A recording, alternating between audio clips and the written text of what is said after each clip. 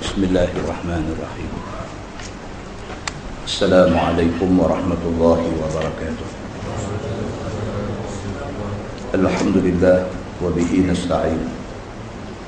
Asyhadu an la ilaha illallah wahdahu la syarika lah. Wa asyhadu anna Muhammadan 'abduhu wa rasuluh. Wa nusalli wa nusallim ala hadzal nabiyil karim sayyidil mursalin wa ala alihi wa sahbihi ajma'in. Amma ba'd. Ayyuhal mu'minun, ittaqullah. Usikum wa iyaya bitaqwallah. Faqad fazal muttaqun. Muslimin dan muslimat, mudah-mudahan dirahmati Allah Subhanahu wa ta'ala. Di dalam sebuah hadis an Yazid bin Hayyan radhiyallahu anhu qala intalaqtu ana wa Husain bin Sabrah wa Umar bin Muslim ila Zaid bin Arqam falamma jalasna ilayhi qala lahu Husain laqad laqita ya Zaid khairan kathira ra'aita Rasulullah sallallahu alaihi wasallam wa sami'ta haditha wa ghazawta ma'ah wa sallaita khalfah laqad laqita ya Zaid khairan kathira hadithna ya Zaid ma sami'ta min Rasulillah sallallahu alaihi wasallam qala ya ibna akhi والله لقد كبرت سني وقدم عهدي ونسيت بعض الذي كنت أعي من رسول الله صلى الله عليه وسلم فما حدثتكم فاقبلوا وما لا فلا تكلفونيه ثم قال قام رسول الله صلى الله عليه وسلم يوما فينا خطيبا بماء يدعى خمة بين مكة والمدينة فحمد الله وأثنى عليه ووعظ وذكر ثم قال رسول الله صلى الله عليه وسلم أما بعد ألا أيها الناس فإنما أنا بشر يوشك أن يأتي رسول ربي فأجيبه وأنا تارك فيكم ثقلين أولهما كتاب الله فيه الهدى والنور فخذوا بكتاب الله واستمسكوا به فحث على كتاب الله ورغب فيه ثم قال رسول الله صلى الله عليه وسلم وأهل بيتي أذكركم الله في أهل بيتي أذكركم الله في أهل بيتي أذكركم الله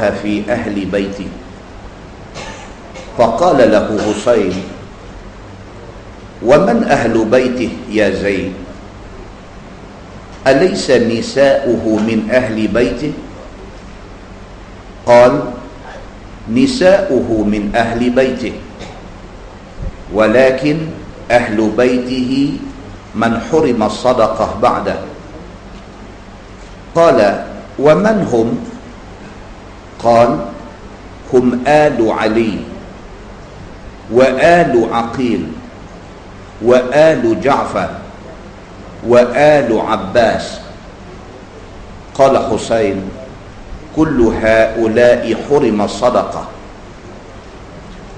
قال نعم atau kama qal, hadis sahih riwayat Imam Muslim. Daripada Yazid bin Hayyan, dia ni bukan sahabat tuan-tuan. Yazid bin Hayyan ni daripada kalangan tabi'in. Tabi'in maknanya golongan selepas sahabat yang mereka tak ada jumpa Nabi. Mereka hanya dan jumpa sahabat Nabi sahaja.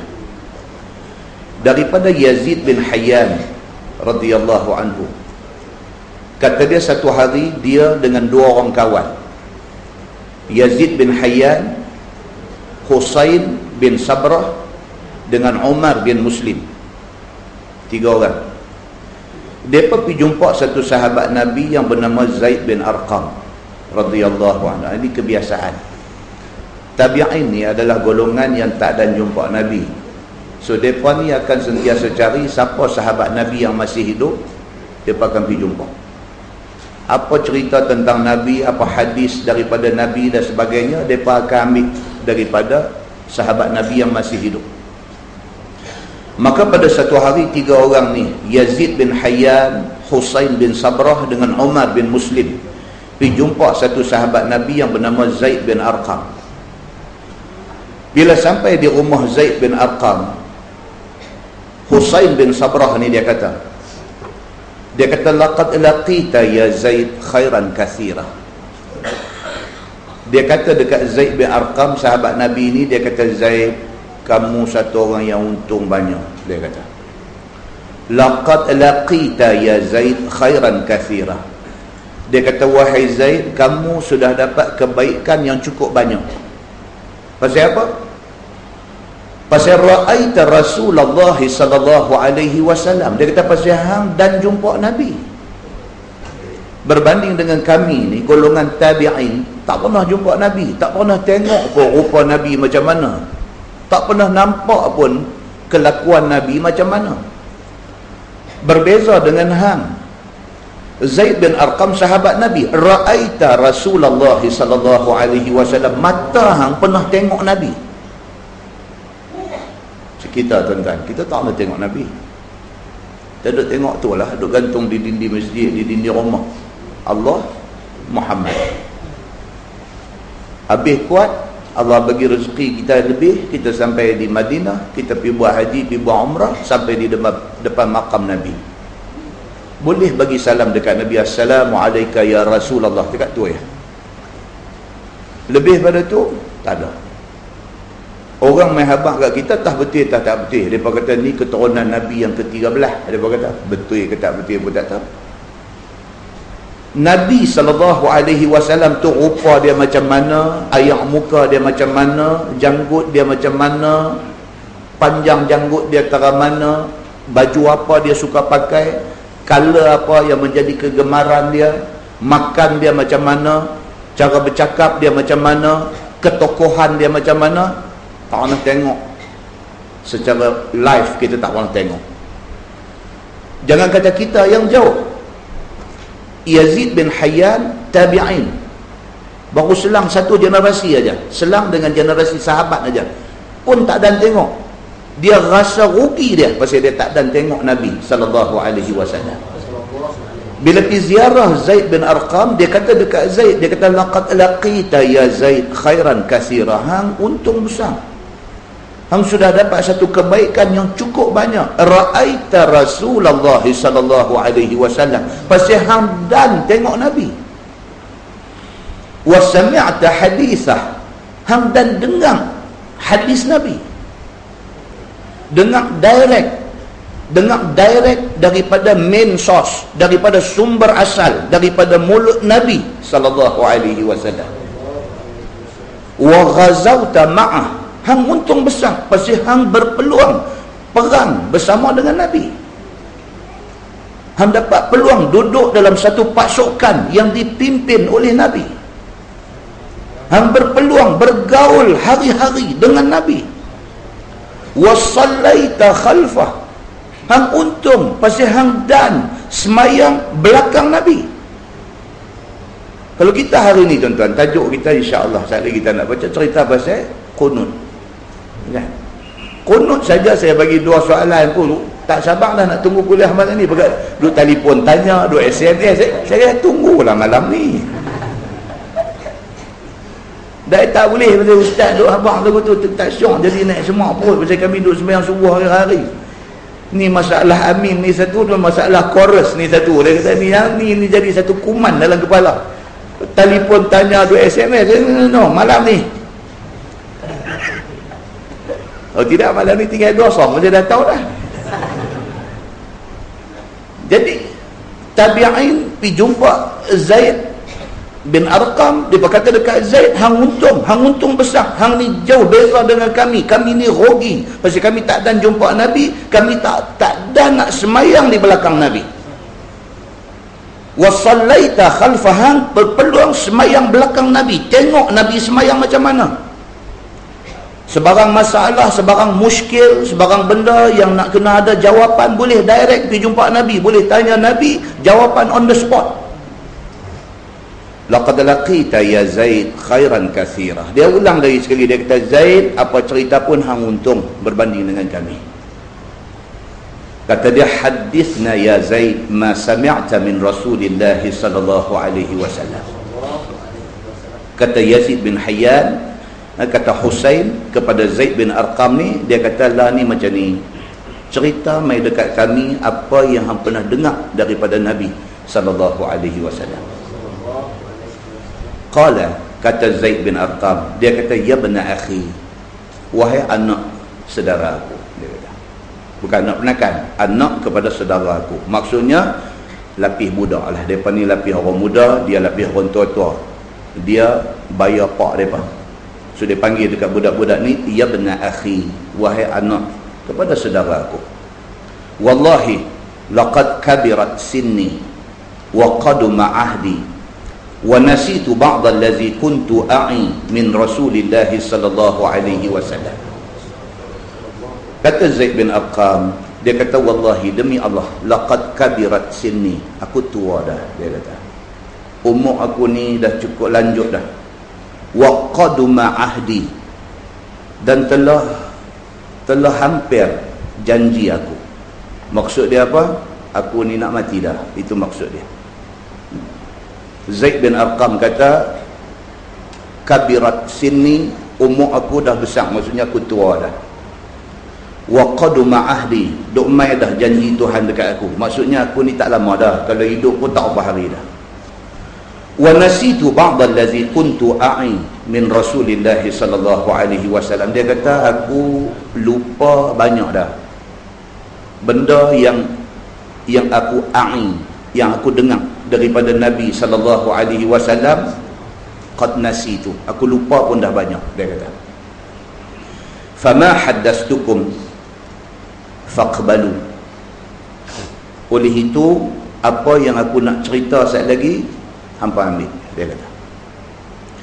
Wa ma la fala tukallifunihi, hak mana yang aku tak ingat, jangan paksa aku. Untuk dia abang saya, aku dah tua, aku pun rasa tak lama dah nak hidup ni, banyak yang aku dengar daripada Nabi, tapi banyak pun dah lupa. Hak mana yang aku ingat, aku cerita, hang ambil, hang pegang baik-baik.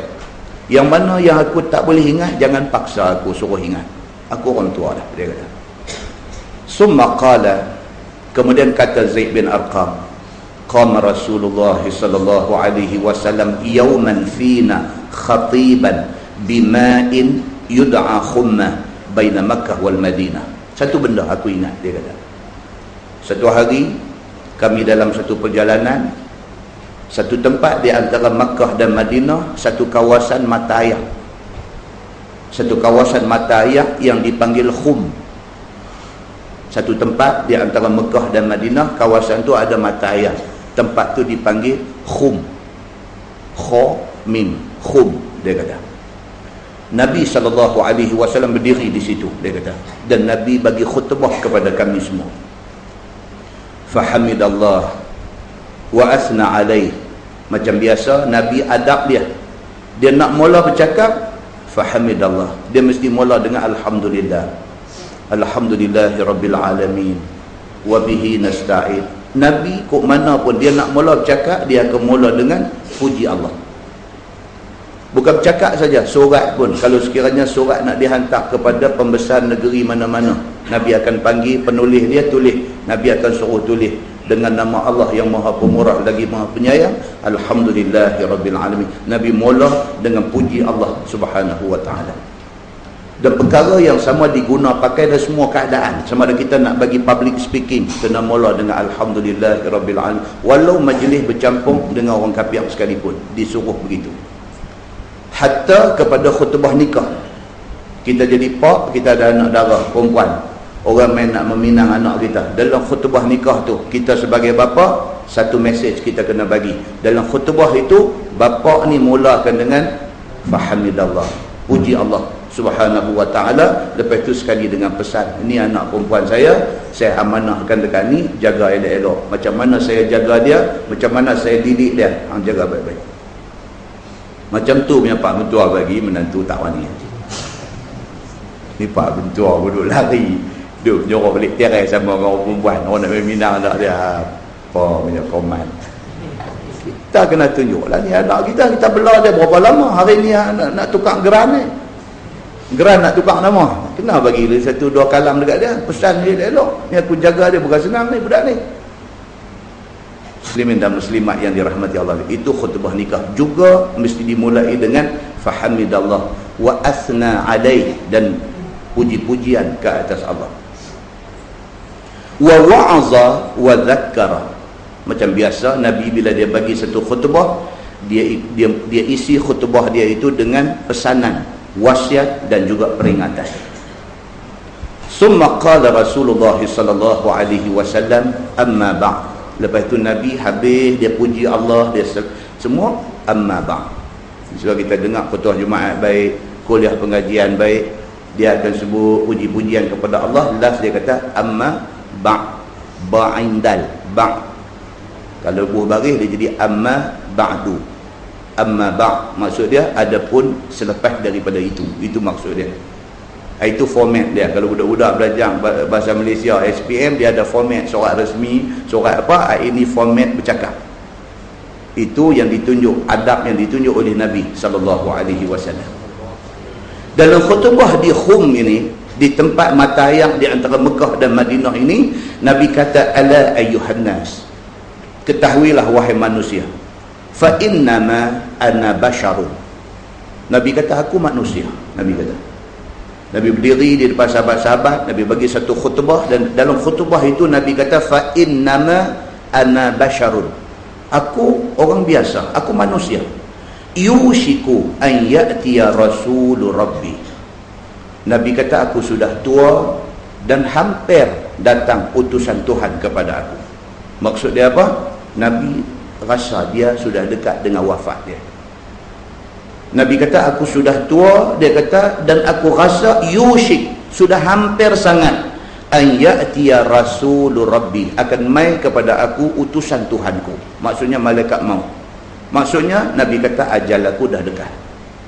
Fa ujibu, Nabi kata aku ready. Nabi kata di depan sahabat dia dalam khutbah ni, Nabi kata fa ujiba, dan aku ready, aku bersedia untuk menjawab panggilan Allah ini. Tuan-tuan, tu Nabi, dan kita pun kena macam tu. Ready ni maksud apa tuan-tuan? Ready ni maksudnya jangan buat jahat. Ready ni maksudnya jangan buat jahat. Pasal kita tak tahu kita nak mati bila. Kita tak mau mati kita tu tengah buat jahat. Wal'iyazubillah. Minta Allah jauh kita daripada macam tu. Jangan buat jahat. Pasal apa? Pasal kita tak tahu nak mati bila. Kita tak tahu tengah buat jahat, masa tu mati. Na'udzubillah. Minta Allah jauh daripada tu. Nabi SAW, dia bila masa pun dia ready. Kalau Allah nak ambil dia malam pun ready, Allah nak ambil subuh esok pun dia ready, kalau Allah nak ambil siang pun dia ready, Allah nak ambil dia malam pun dia ready. Dia dalam keadaan dia bersedia untuk menerima jemputan Allah Subhanahu wa taala. Wa ana tarikun fikum thaqalain. Nabi kata aku tinggal dekat hangpa. Kalau aku mati, aku tinggal dekat hangpa 2 benda berat. Nabi kata. Thiqal maksud dia berat.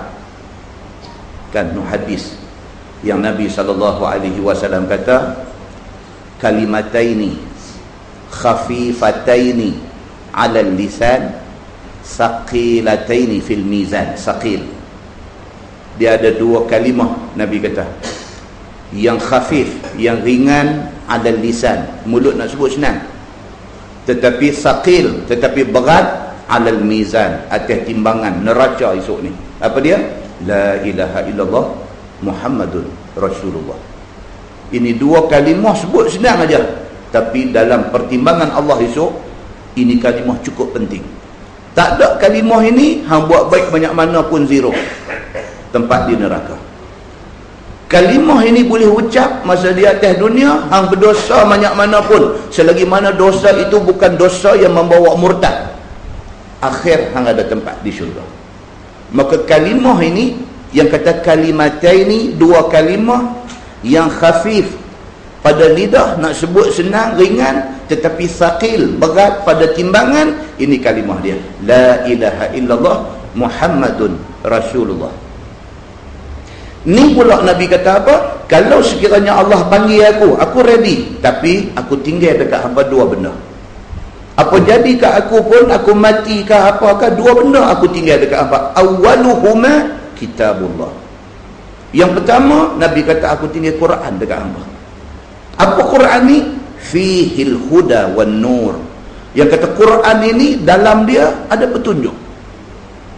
Siapa pegang Quran, siapa jadikan Quran sahabat dia, siapa yang nak faham maksud Quran, siapa yang nak implement isi kandungan Quran, Quran menjanjikan huda. Quran menjanjikan kepada dia petunjuk jalan betul. Wan nur. Quran itu cahaya. Siapa pilih untuk hidup dengan Quran, hidup dia bercahaya. Siapa pilih untuk buang Quran daripada hidup dia, dia hidup dalam gelap gelita. Walau nampak dia duduk rumah elok, walau nampak dia duduk rumah terang benderang, walau nampak apa sekalipun, hakikatnya di sisi Allah dia duduk dalam gelap. Muslimin dan muslimat yang dirahmati Allah sekalian, Nabi kata fakhuzu bi kitabillah. Nabi kata peganglah Quran ini. Apa jadi dekat aku pun, aku tinggal dekat hamba. Satu, Quran. Pegang Quran ni. Wastamsiku bih. Nabi kata kemah-kemah pegang dia. Kemah-kemah Quran ni, jangan tinggal dia. Kalau kita buat apa pun, tiba-tiba orang main habang kat kita, kata Haji minta maaf Haji, ni Haji buat ni salah, pasal Quran kata macam ni. Tinggal hak kita buat, Quran tu kita pegang. Itu.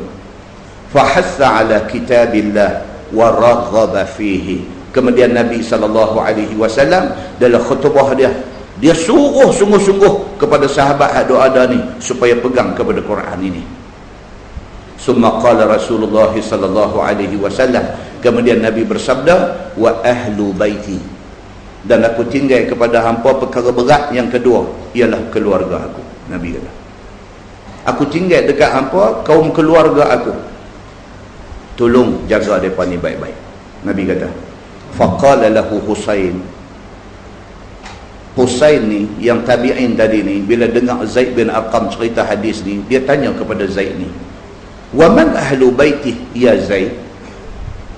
Dia terus interak masuk, dia mencelah masuk. Dia kata, Zaid, yang kata ahlul bait ni siapa? Siapa ahlul bait? Siapa keluarga Nabi ni siapa? Alaysa nisa'uhu min ahli baiti? Husain ni kata, isteri Nabi termasuk tak di dalam ahlul bait?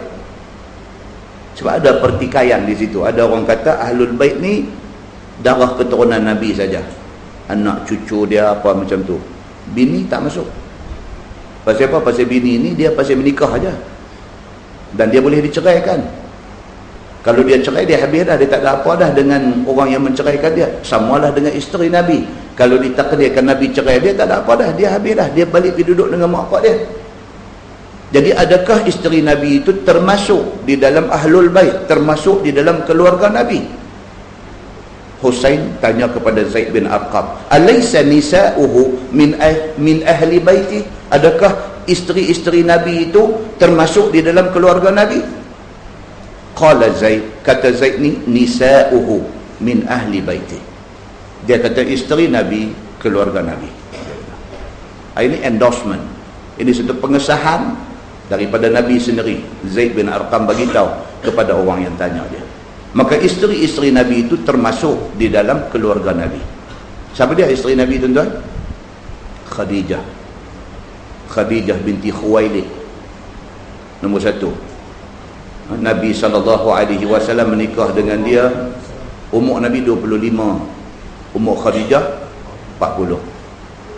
Waktu Khadijah menikah dengan Nabi, dia sebelum tu sudah kahwin 2 kali dah.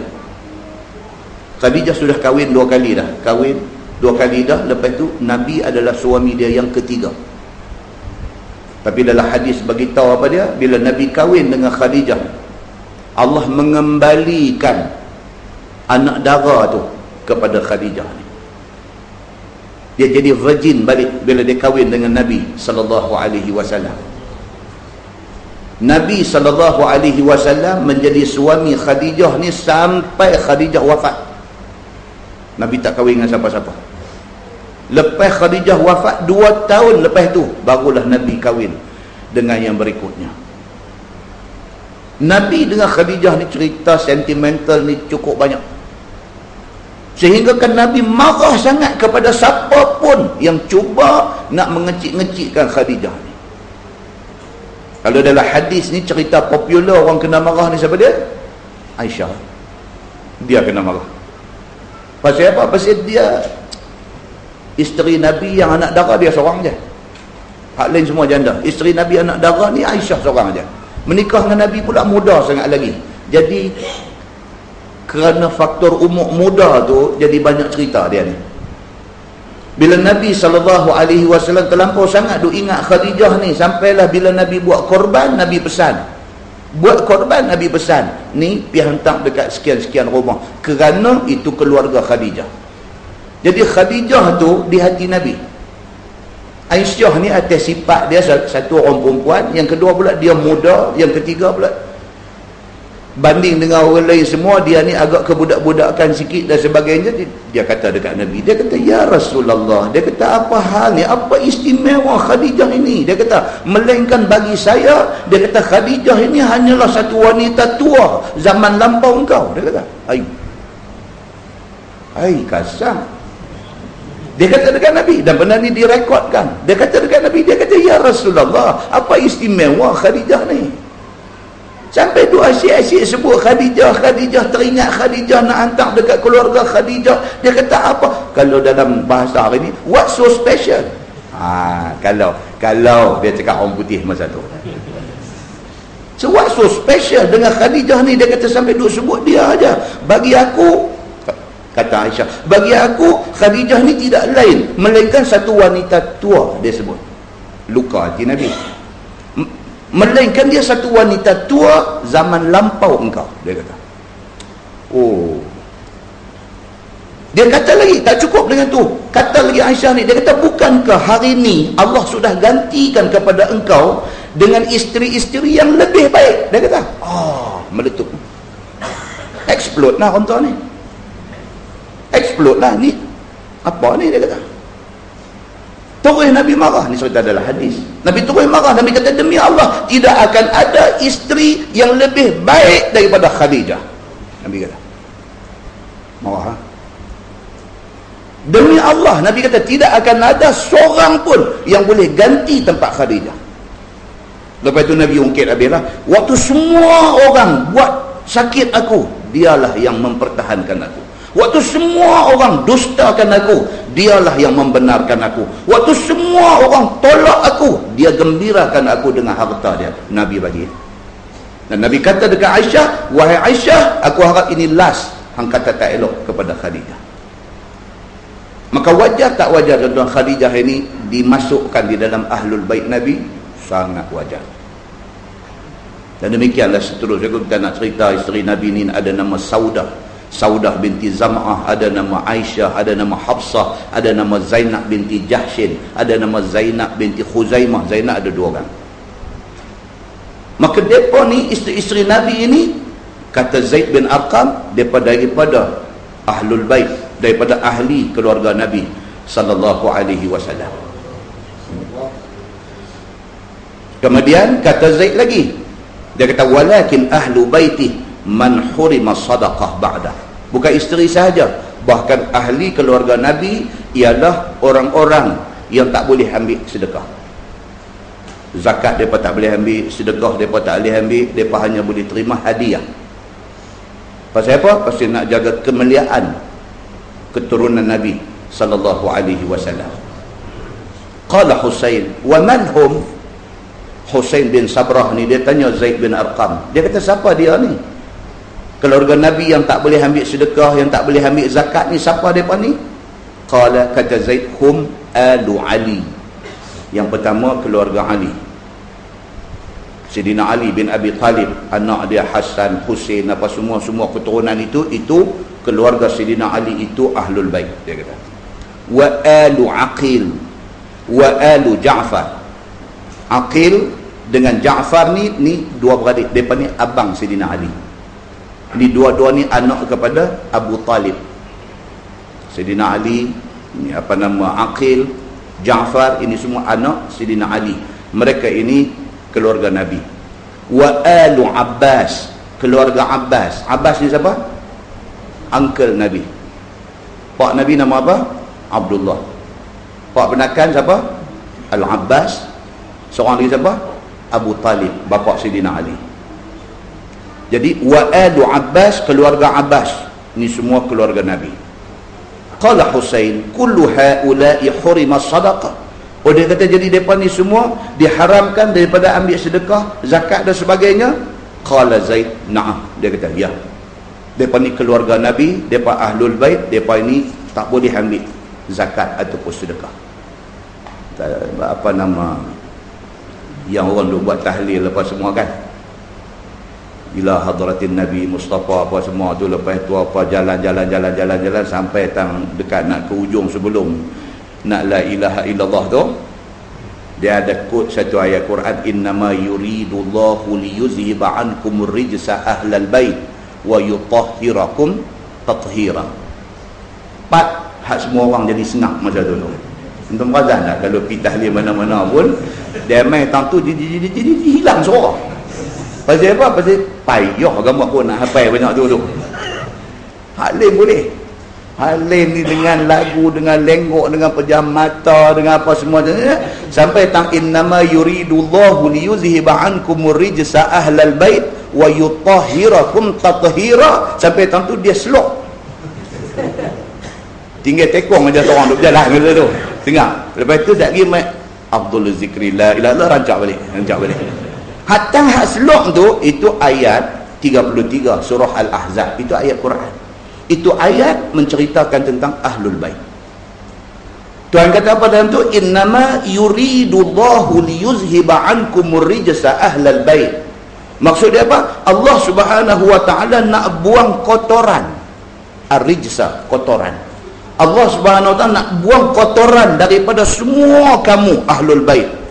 Wa yutahhirakum tathira. Dan Allah nak jadikan hampa ni bersih sebersih-bersihnya. Tu ayat tu hak mana yang terlupa oleh apa abang. Pasal apa? Pasal itu ayat penting. Ayat yang nak menceritakan kata Allah bagi jaminan bahawa siapa yang duduk dalam kelompok keluarga Nabi, Allah akan buang kotoran daripada mereka. Allah akan pastikan mereka jadi manusia yang paling bersih. Muslimin dan muslimat yang dirahmati Allah sekalian. Daripada hadis yang kita baca tu dapat kita faham bahawa apa dia? Nabi Muhammad sallallahu alaihi wasallam ni manusia yang sangat agung. Manusia yang sangat agung. Ni Maulid Nabi nak mai bulan depan ni, Masjid Negeri Pulau Pinang, itu Imam Besar Masjid Negeri beritahu depa buat program. Masjid Negeri Pulau Pinang 2 hari depa buat program, depa nak menerah kitab hadis yang menceritakan tentang Nabi sallallahu alaihi wasallam. Kan dulu kita baca sikit dulu Syama'il Muhammadiyah tu. Hadis-hadis, himpunan hadis-hadis At-Tirmizi, cerita tentang Nabi Muhammad sallallahu alaihi wasallam. Baca yang tu kalau tak 100% pun 80% kita boleh kenal Nabi sallallahu alaihi wasallam. Itu. Jadi bila kenal Nabi sallallahu alaihi wasallam ni, barulah dia mai cinta kita kepada Nabi sallallahu alaihi wasallam. Nah, mudah-mudahan mukadimah itu memberi manfaat kepada kita semua insya-Allah. Kita menggunakan Baharul Mazi jilid 3. Muka surat 108. Muka surat 108. Bab fil qunut fi salatil fajri. Fil qunut fi salatil fajri. Itu bab yang datang pada menyatakan doa qunut dalam sembahyang fajar.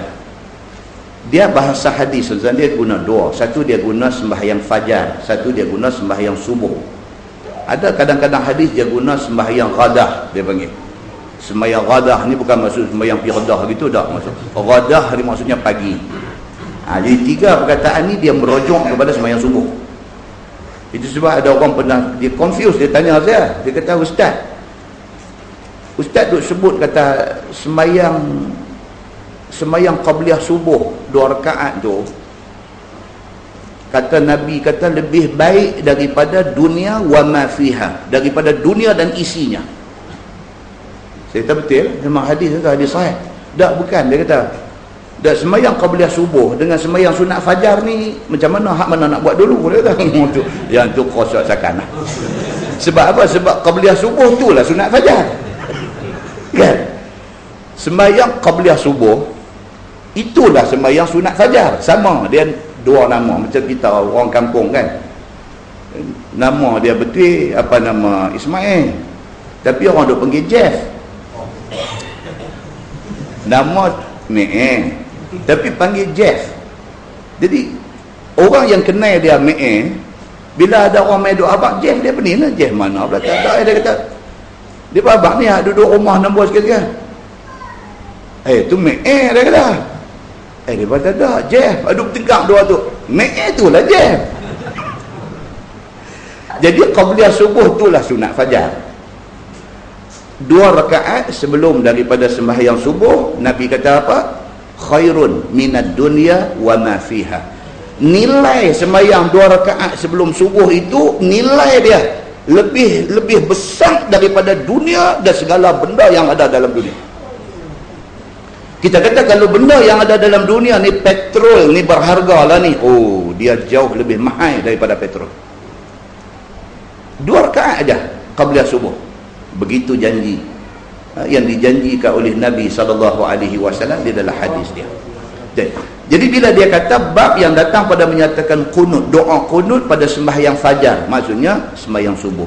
Kunut dalam sembahyang subuh adalah zaman Nabi SAW memperbuat kunut pada sembahyang subuh. Dia kata, adakah zaman Nabi SAW memperbuat kunut pada sembahyang subuh? Itu satu soalan yang sangat kontroversial.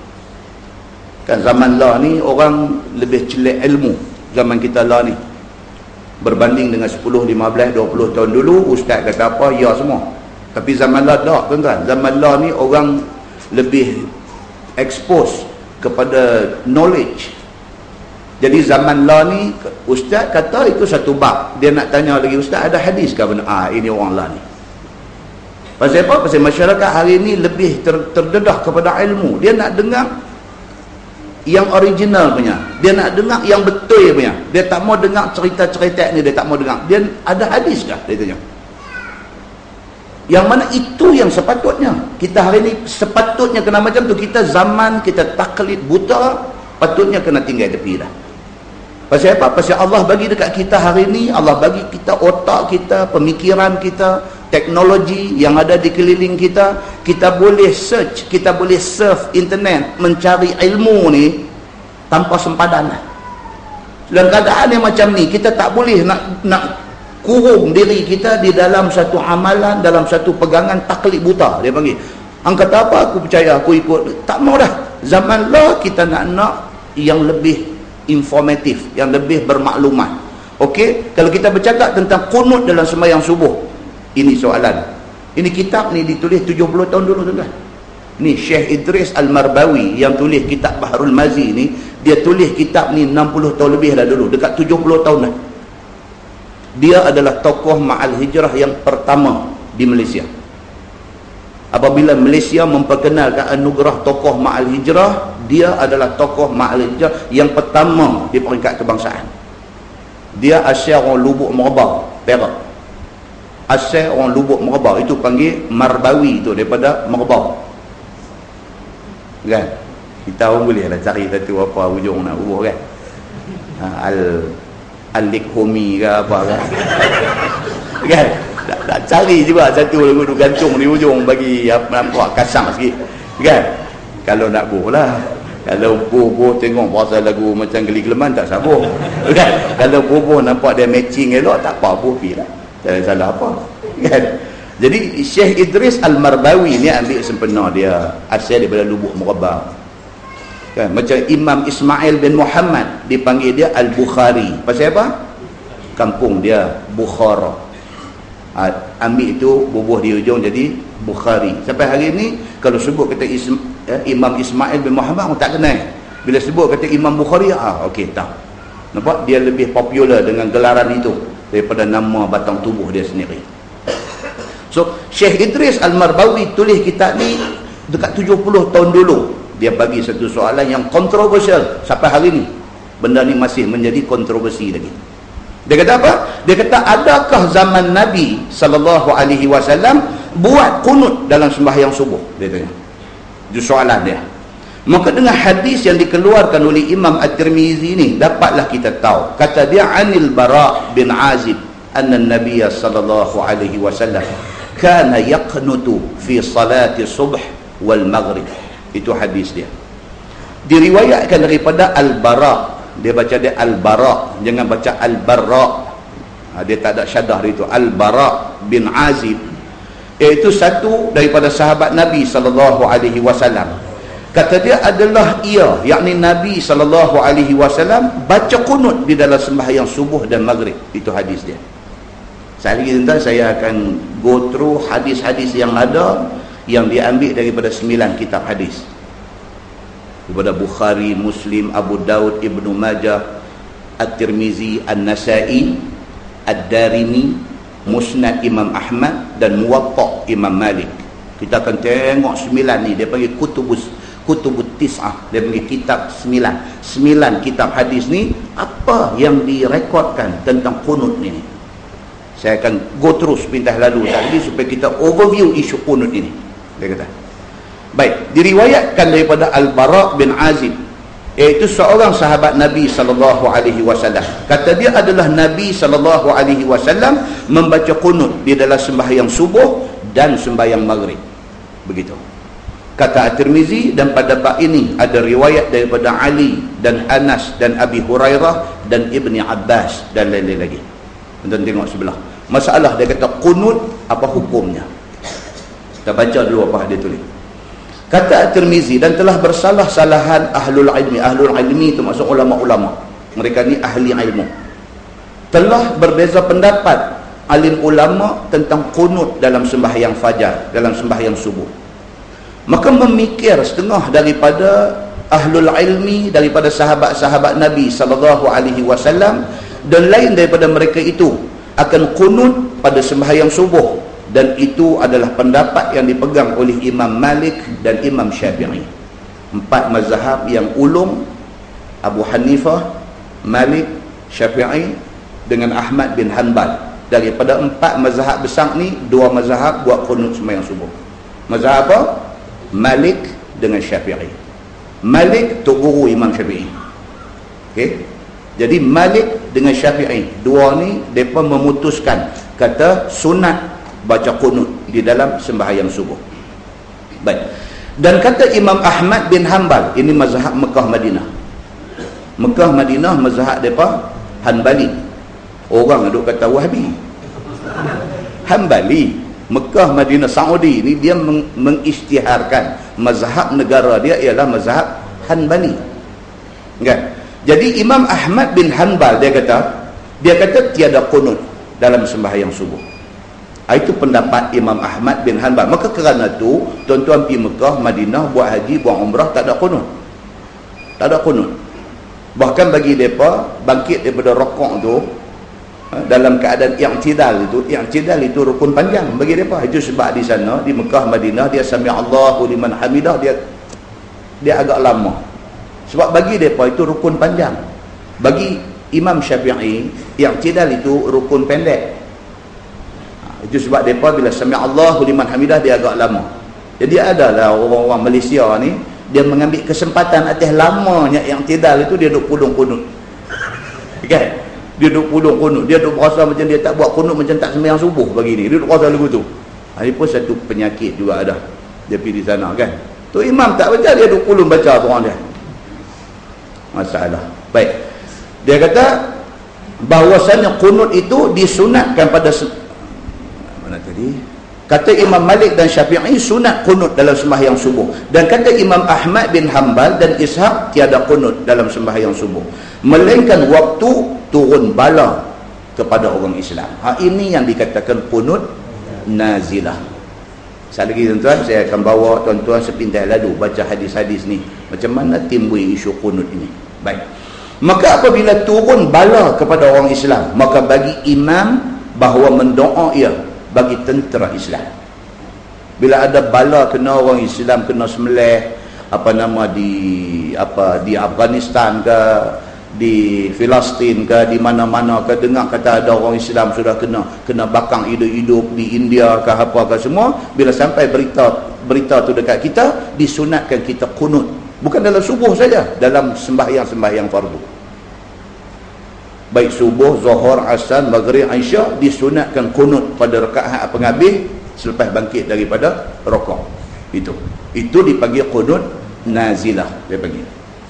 Kata Imam Nawawi bermula mazhab Syafi'i rahimahullahu taala bahwasanya kunut itu disunatkan pada sembahyang subuh selama-lama. Itu mazhab Syafi'i dan juga Malik. Dia terus kunci kata kunut ni selama-lama.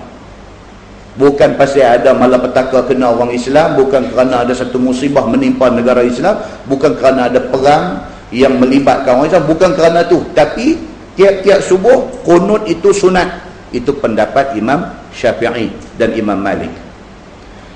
Dan ada pun lain daripada subuh, maka bagi Syafi'i 3 qaul. Bermula yang sahih lagi masyhur bahawasanya kalau turun bala seperti seteru ataupun kemarau ataupun kena hawang dan sebagainya, dahaga dan mudarat zahir pada muslimin dan sebagainya, maka ketika itulah baru kunut. Imam Syafi'i kata kalau sekiranya ada bala, barulah kunut nazilah ni semua semayang. Tapi subuh ada bala tak ada bala, subuh ada kunut. Itu pendapat Imam Syafi'i. Baik, qaul yang kedua, pendapat kedua Imam Syafi'i, dia kata kunut pada waktu turun bala ataupun tidak turun bala. Dia kata boleh jalan bila-bila masa pun. Dan pendapat yang ketiga, tiada kunut waktu turun bala dan tiada waktu turun bala. Dan Imam Syafi'i pernah juga kata tak ada kunut. Dia ada 3 pendapat dalam mazhab Syafi'i sendiri. 3 pendapat. Itu sebab tuan-tuan, benda ni bukanlah satu benda berat sampai nak jadi berkelahi. Imam Syafi'i sendiri yang sunatkan kunut dalam sembahyang subuh, ada lagi 2 qaul lagi. Dia ada 3 pendapat tentang kunut ni. Salah satu daripada pendapat dia kata tak ada kunut. Subuh pun tak ada kunut. Itu juga pendapat Imam Syafi'i. Tak ada masalah benar ni. Dan Imam Syafi'i biasa masuk dalam wilayah yang penduduk wilayah itu mengikut mazhab yang tidak menganggap kunut itu sunat. Bila Imam Syafi'i pergi, mereka nampak dia sebagai satu imam besar, mereka tolak dia suruh jadi imam kepada wilayah yang tak baca kunut dalam sembahyang subuh. Ketika dia ditolak menjadi imam, dia drop kunut.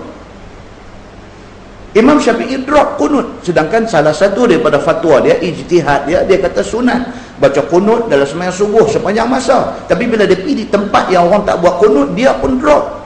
Dia jadi imam, dia tak baca kunut. Dia menghormati ijtihad imam orang yang duduk di kawasan itu. Di kalangan imam-imam besar, imam-imam mazhab, keterbukaan itu jelas.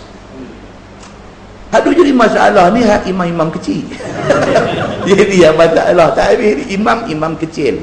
Dia panggil imam sorir. Bukan imam muda okey. Imam sorir. Imam sorir ni yang duk jadi masalah hidupi. La ilaha illallah. Sedih kita dengar ni, kadang-kadang sedih ni, masjid ni jadi cerita, surau ni jadi hal, jawatan kuasa masjid ni buang ustaz ni, ustaz. Punca dia benda macam-macam ni. Pasal apa jadi? Pasal tak faham. Bila faham, keterbukaan itu ada. Kita menghormati itu atas keterbukaan ilmu. Ini bukan pendapat yang main daripada ujung-ujung kampung, tetapi ini pendapat yang lahir daripada ijtihad ulama-ulama mujtahid. Kita kena respect. Dia pilih untuk ikut macam tu, kita respect dia. Kita rasa kita setuju dengan pandangan ulama ini, kita buat. Jangan kita paksa dia ikut kita, dia pun jangan paksa kita ikut dia. Hormat menghormati. So bila kita baca ni, oh macam tu ceritanya. Muslimin dan muslimat yang dirahmati Allah sekalian. Masalah dia kata qunut dan kaifiatnya. Kata Imam Nawawi di dalam syarah Muslim, dan bermula tempat qunut itu ialah kemudian daripada mengangkat kepala daripada rukuk dalam rakaat yang akhir.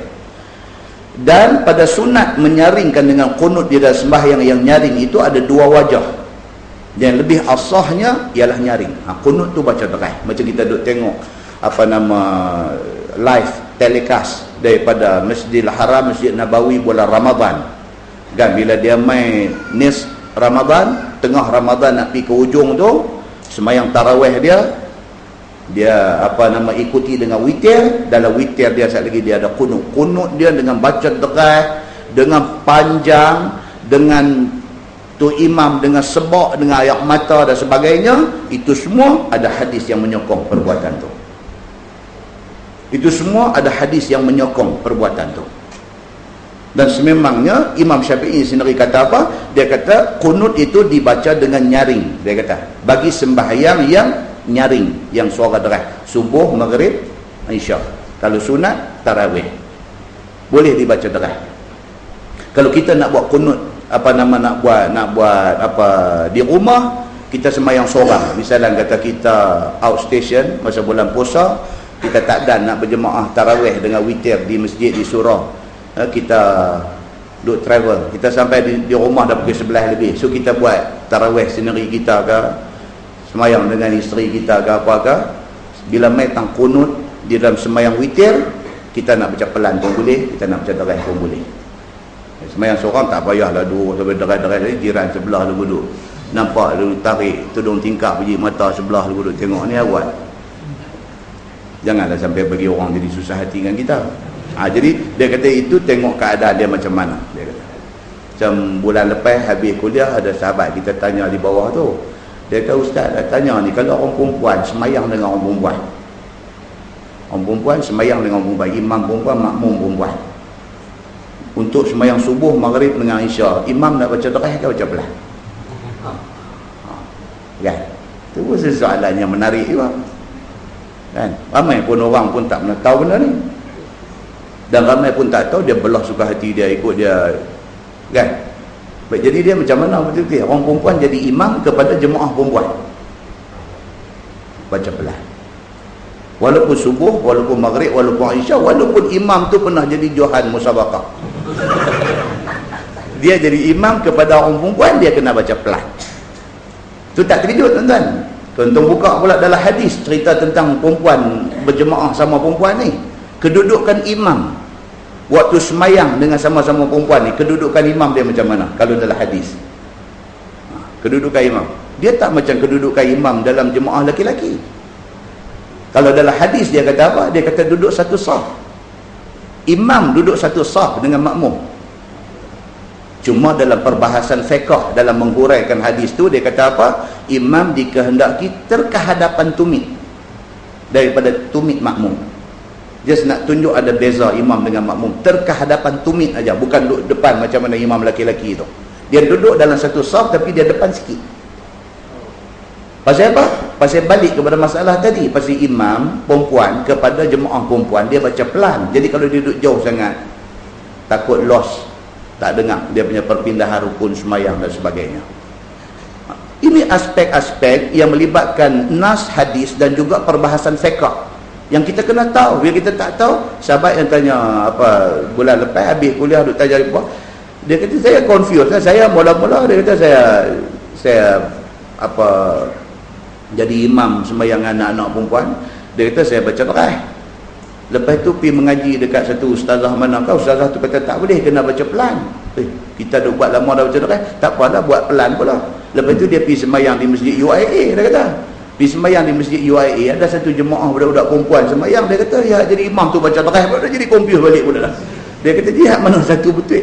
Nampak tuan-tuan? Nabi kata apa? Nabi kata taraktu fikum amrain. Aku tinggal dekat hangpa dua benda. Ma in tamassaktum bihima lan tadillu abada. Hangpa pegang dua benda ni, hangpa tak sesat, hangpa tak confuse, hangpa tak jadi kelang kabut dah. Apa dia? Kitab Allah wa sunnatan Nabi. Quran dengan hadis Nabi. Hadis Nabi dah bagi tahu kaifiat dia. Jangan dimacam-macamkan benda tu. Nas kata macam tu, ikut macam tu. Habis. Bila kita kreatif, kita nak mereka, kita nak, dia jadi kalang kabut. Ini ajaran Islam, dia punya trust dia itu. Apa dia? Apapun balik kepada Quran dan hadis. Dan bagaimana ulama mentafsirkan Quran dan hadis ini, kita nak tengok di situ. Baik. So dia kata kunut dan kaifiat dia very simple. Kaifiat dia apa dia? Kaifiat dia kunut dibuat selepas kita bangkit daripada rokok rakaat yang last. Kemudian baca kunut. Kalau sembahyang itu sembahyang yang baca kuat, maka kunut juga dikuatkan, dinyaringkan bacaan dia. Baik. Dan kata qil disunat mana tadi? Dan dia kata disunatkan menadahkan dua tangan ketika kita baca doa kunut. Sunat angkat tangan bila baca kunut. Doa ni pun macam kita sebut dalam kuliah yang lepas-lepas, ada doa yang hadis bagi tahu suruh angkat tangan, ada doa yang hadis tak cerita kata angkat tangan. Dia tengok doa macam mana. Tuan-tuan nak masuk masjid kan, doa apa nak masuk masjid? Allahumma ftahli abwaba rahmatik. Itu doa Nabi baca. Allahumma ftahli abwaba rahmatik. Ya Allah, ya Tuhanku, bukakanlah kepada aku pintu-pintu rahmat belah kesian dia. Langkah kaki kanan masuk. Sunat dah angkat tangan tu? Ada. Saya pakai main semua macam jurus Nasruhah kalau nak masuk. Kacau lah. Pasal tak disunatkan angkat tangan untuk nak doa masuk masjid. Dia ada doa yang sunat angkat tangan, ada doa yang tak sunat angkat tangan. Hadis bagi tahu hak mana angkat tangan, dia akan bagi tahu farafa'a yadai. Maka Nabi mengangkat dua tangannya. Kita tahu doa ni angkat tangan. Muslimin dan muslimat yang dirahmati Allah sekalian. Apa benda pun kita kena go detail. Kita jumpa dia punya penyelesaian dia di sana. Begitu. Baik. So dia kata dalam doa qunut ni, dia kata sunat angkat tangan. Dan jangan disapu ke muka. Kemudian daripada habis membacanya. Untuk qunut. Untuk qunut tak disunatkan sapu muka. Dan kata qil disunatkan sapu. Ada pendapat kata sapu muka. Dan kata qil tidak ditadahkan tangan. Ini pendapat-pendapat yang ada sandaran. Cuma sandaran hadis kuat atau tak kuat. Ada pendapat kata angkat tangan pun tak gaduh. Qunut doa pakai duduk tegak. Tuan-tuan pernah tengok orang Morocco sembahyang. Tuan-tuan pergi di Mekah, di Madinah kan, nak kenal orang Morocco ni macam mana? Nak kenal orang Morocco ni macam mana?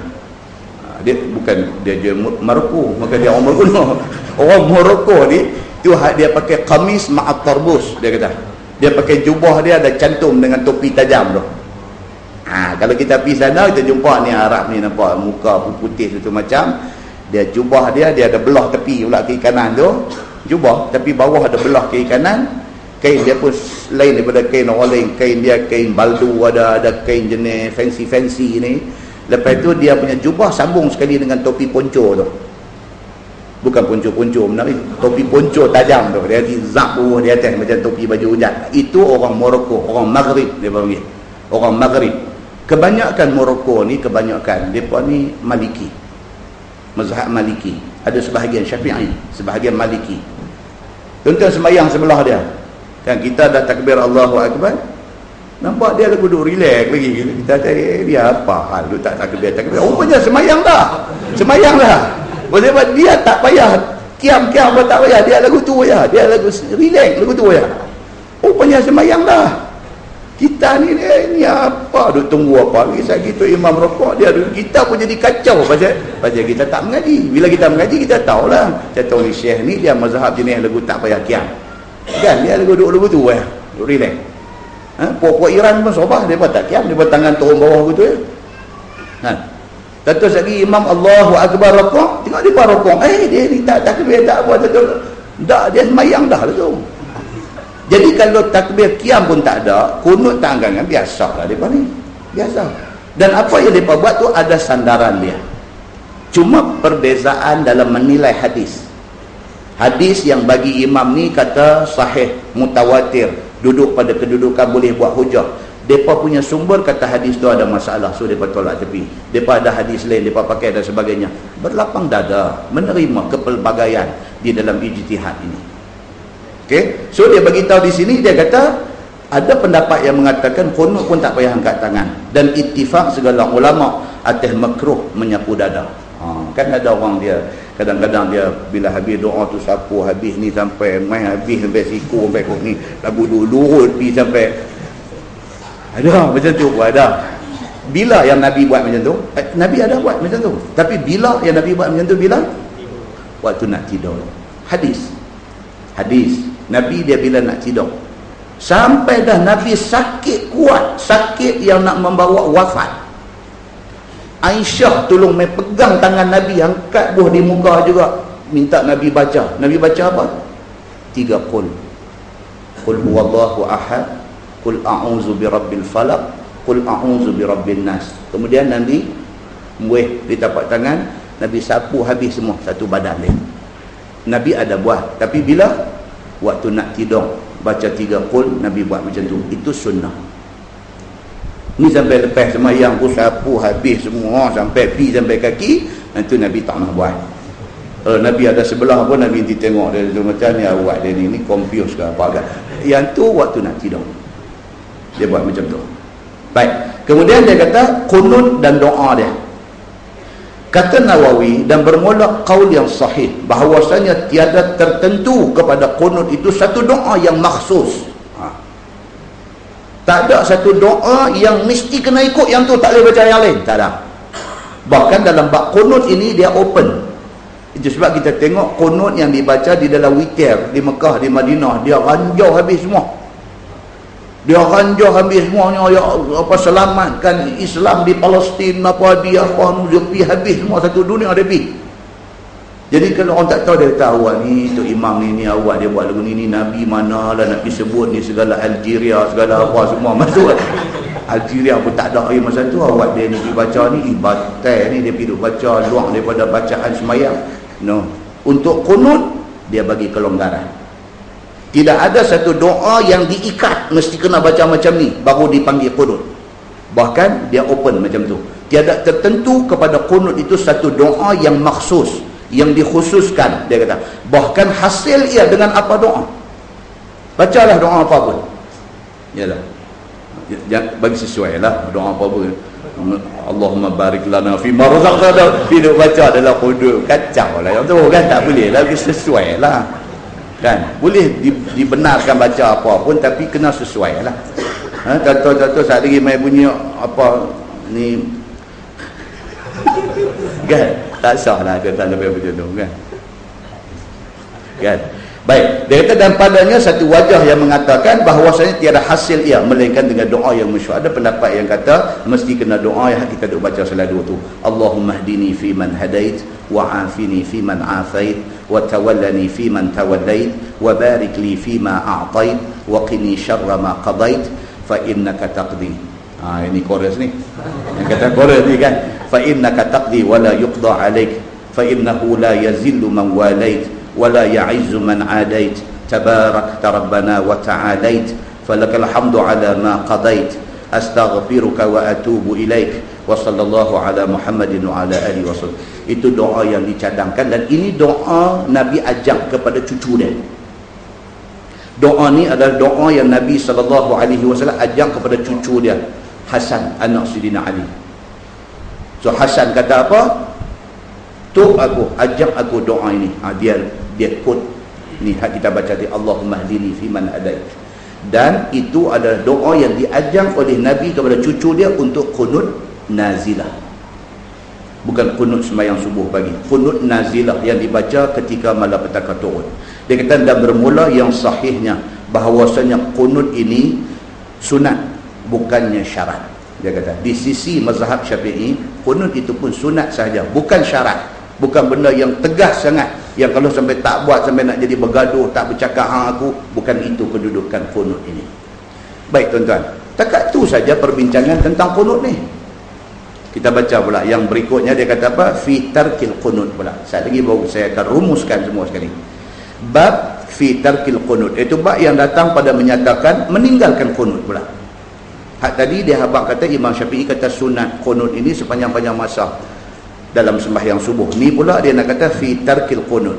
Baik. Telah datang hadis yang menunjukkan qunut itu bukanlah sentiasa dibaca akan dia pada zaman Nabi SAW. Dia nak beritahu. Zaman Nabi SAW, qunut ni bukan kata Nabi baca sampai tiap-tiap pagi, dia kata. Iaitu hadis yang dikeluarkan oleh Imam At-Tirmizi. Kata dia, an Abi Malik Al-Ashja'i radhiyallahu anhu qala, qultu li abi, diriwayatkan daripada Malik Al-Ashja'i, kata dia, berkata aku kepada bapa aku, kerana nak tanya dia tentang masalah qunut yang dibuat orang selama-lamanya di dalam sembahyang subuh. Dia ni Malik Al-Ashja'i, dia tanya pak dia. Dia kata, ayah nak tanya, ayah ni zaman kita ni sembahyang subuh tiap-tiap pagi baca qunut, adakah Nabi buat macam tu? Ini Malik Al-Ashja'i tanya, kerana bapakku ada bersama-sama sembahyang di belakang Nabi SAW, dan di belakang Sayyidina Abu Bakar As-Siddiq, di belakang Sayyidina Umar Al-Khattab, di belakang Sayyidina Uthman bin Affan, dan di belakang Ali bin Abi Talib ridwanullah alaihim ajma'in. Bapa dia sahabat, semayang di belakang semua-semua ni, dia kata. Pak dia pernah berimam dengan Abu Bakar, pak dia pernah berimam dengan Umar, dengan Osman, dengan Ali semua. So now dia nak tanya bapak dia. Kata dia, ya abati, innaka qad sallaita khalfa Rasulillah sallallahu alaihi wasallam wa Abi Bakr wa Umar wa Osman wa Ali bin Abi Talib ha huna bil Kufah nahwan min 5 sinin. Dia kata, wahai ayahku, bahawasanya engkau, dia kata, sesungguhnya dah semayang di belakang Nabi SAW, dan dah semayang di belakang segala khalifah Nabi, iaitu Abu Bakar, Umar, Osman, Ali dan sebagainya, yakni di negeri Kufah lebih kurang 5 tahun. Dia kata, dia tanya pak dia, bapa experience semayang subuh belakang Nabi, belakang Abu Bakar, Umar, Osman, Ali ni semua ni. Soalan dia apa dia? Akanu yaqnutun, adakah sekalian mereka itu, yakni Nabi dan khalifah-khalifah dia yang 4 itu, membaca qunut sebagaimana kita qunut pada zaman ini? Dia nampak ada budak cerdik, dia nak tahu. Budak tak cerdik ni dia one way, bagi tahu dia pegang terus. Budak cerdik dia ada benda ingin tahu, dia tanya balik, Nabi buat macam mana? Because apa? Guru kita yang paling besar ialah Nabi sallallahu alaihi wasallam. Kalau orang kata ni orang tua-tua buat, Nabi lagi tua. Kalau nak ikut orang tua-tua, okay, now kita ikut orang tua-tua. Nabi lagi tua pada orang tua-tua ni.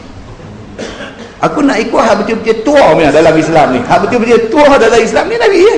Pasal dia yang berumai syariat, duk mengajak kita ni apa yang kita duk buat hari ni. Okay lah, kita tak mau ikut Quran, tak mau ikut hadis, kita nak pakai pedoman kepada orang tua-tua. Okey, no problem. Saya nak ikut orang paling tua dalam syariat ni, Nabi Muhammad. Kata, balik ke situ juga. Baik, dia jadi macam ni. Dia kata jadi budak ni, yang kata Abi Malik Al-Ashja'i ni, dia tanya bapak dia. Dia kata, akanu yaqnutun, adakah sekalian mereka, yakni Nabi, Abu Bakar, Umar, Osman, Ali ni, adakah semua ni membaca qunut pada zaman itu? Faqala, jawab pak dia, ai bunayya muhdas. Tu dia, pak dia bubur sedai. Maka kata bapaknya, wahai anakku, adalah membaca qunut seperti yang ada sekarang ini, reka-rekaan baru. Dia kata. Pak dia pula dijawab lagu tu, bukannya ada pada zaman Nabi SAW qunut itu berkekalan seperti ini. Nabi tak buat sampai tiap-tiap pagi subuh. Nabi buat ni ada waktu saja. Dia kata, sama lah macam kita hari ni, apa, pagi Jumaat baca surah Sajdah. Memang hadis kata Nabi ada menjadi imam pagi Jumaat, Nabi baca surah Sajdah, tapi bukan tiap-tiap pagi Jumaat.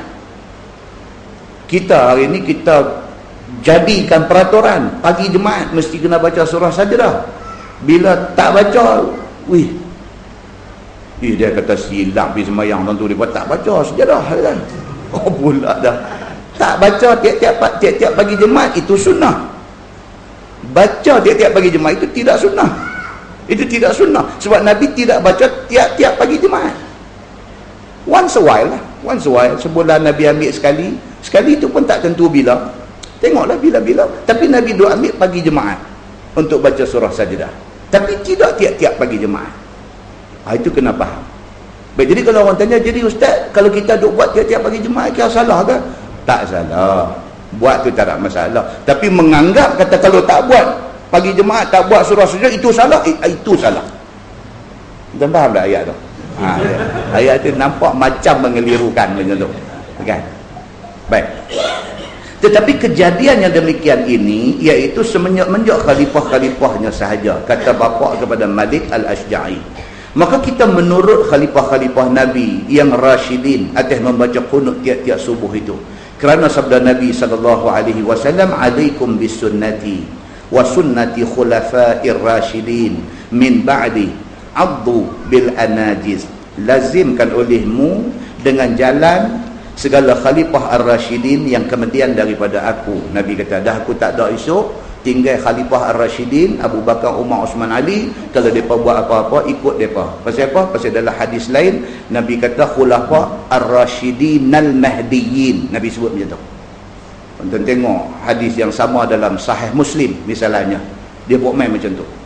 Khulafah ar-rasyidin al-mahdiyyin, khalifah-khalifah ar-rasyidin al-mahdiyyin yang mendapat hidayah Allah.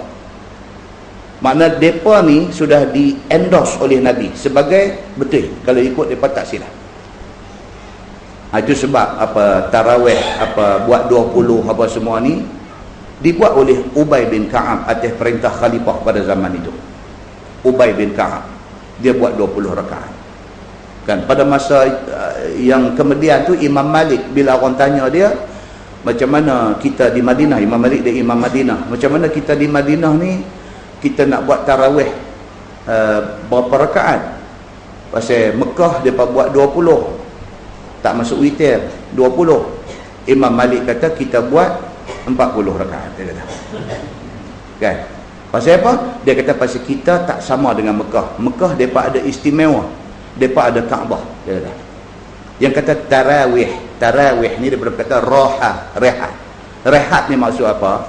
Tarawih di Mekah pada masa tu mereka buat apa nama 2 rakaat, lepas itu 2 rakaat mereka break, mereka pergi tawaf. Masa rehat itu pergi tawaf. Tawaf tu pahala lagi.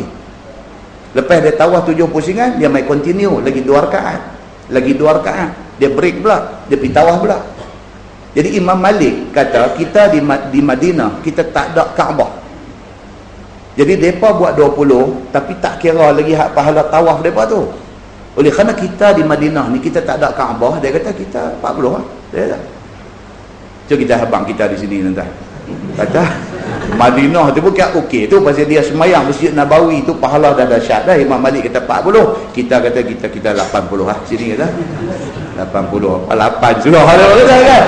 80 banyak sangat. Dia kata 8. Nak buat juga 80 buat. Kan? Lepas 8 tinggal 3 orang juga. Sama juga. Kan? Pakat balik meneru.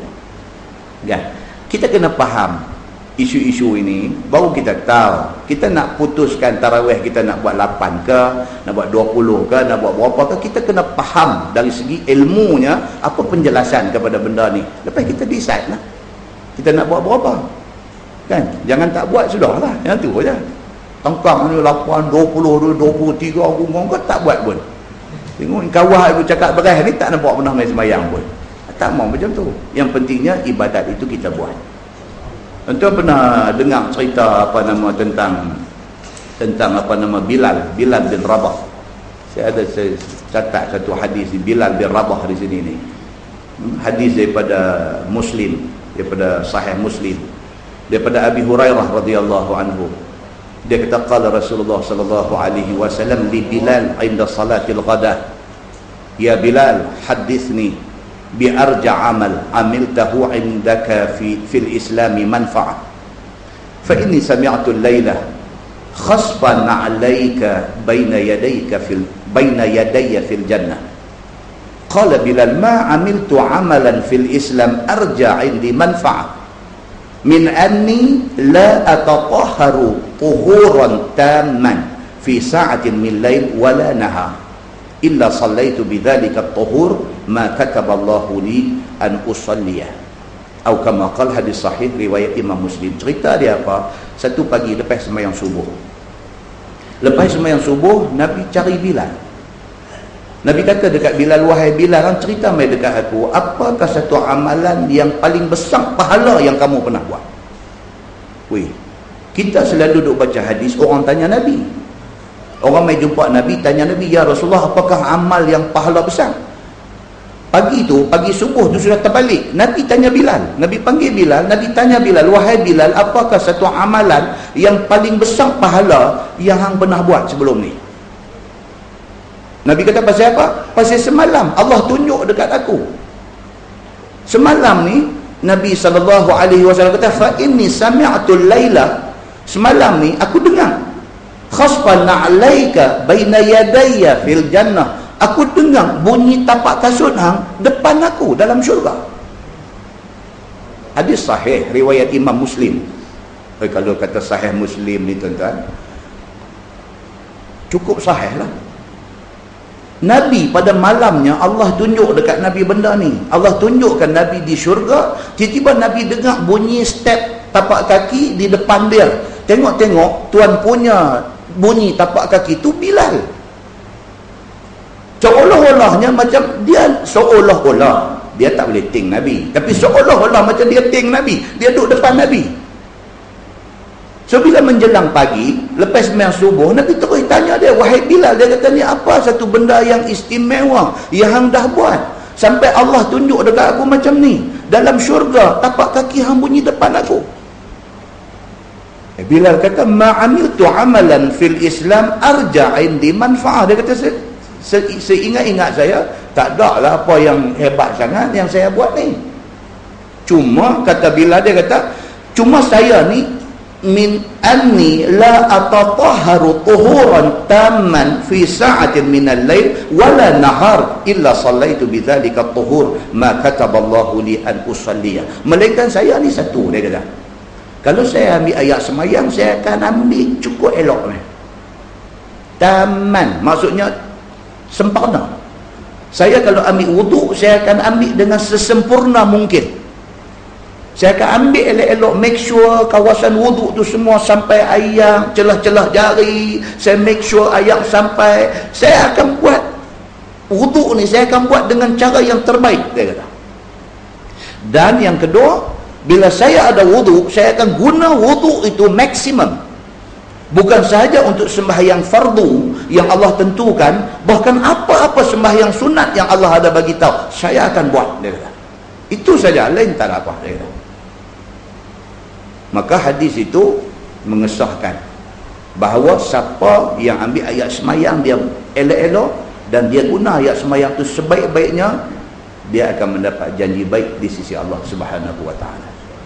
Oh, ini tuan-tuan, macam tu sekali keadaan yang ada di dalam Islam ni. Tapi yang pentingnya apa? Mesti kena ada sandaran daripada nas-nas hadis daripada Nabi sallallahu alaihi wasallam. Baik. So Nabi SAW pernah kata, alaikum bisunnati wa sunnati khulafa'ir rasyidin min ba'di addu bil anajis. Lazimkan olehmu dengan jalan aku, ikut apa yang Nabi buat, dan jalan khalifah ar-rasyidin Abu Bakar, Umar, Osman, Ali ni. Gigit olehmu sekalian dengan geraham, dia kata.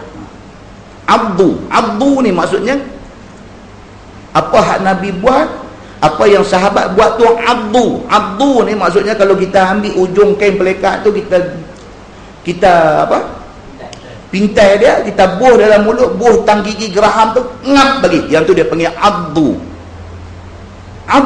Dia kata bil anajis gigi geraham.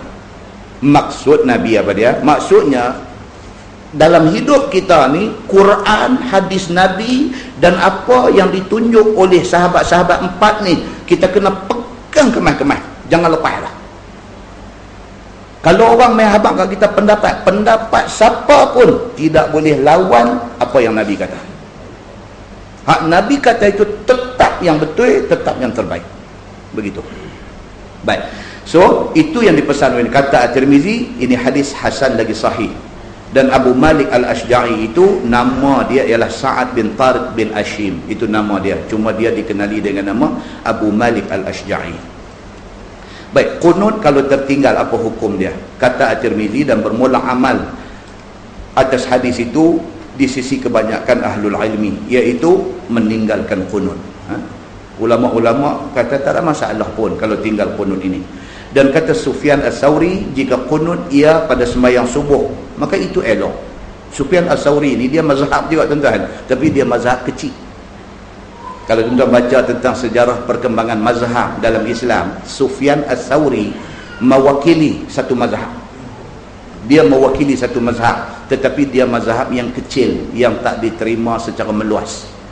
Tapi dia ada satu ulama mujtahid yang mengeluarkan ijtihad yang bermacam-macam.